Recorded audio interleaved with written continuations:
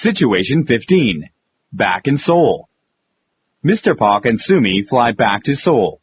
Mrs. Park and Taegyun meet them at the airport, and they all go home together. So, how was your trip? It was wonderful, but I missed you a lot. What about you, Sumi? How was your trip? I had a great time. What did you do? Where did you go? We went to LA, San Francisco, and the Grand Canyon, and we saw the ocean and the Golden Gate Bridge.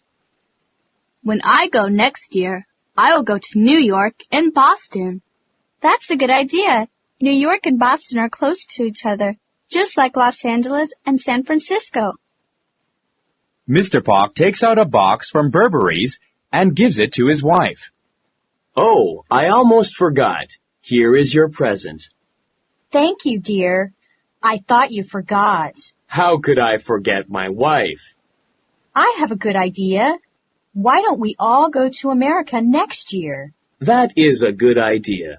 Okay, next year we will all go to America together.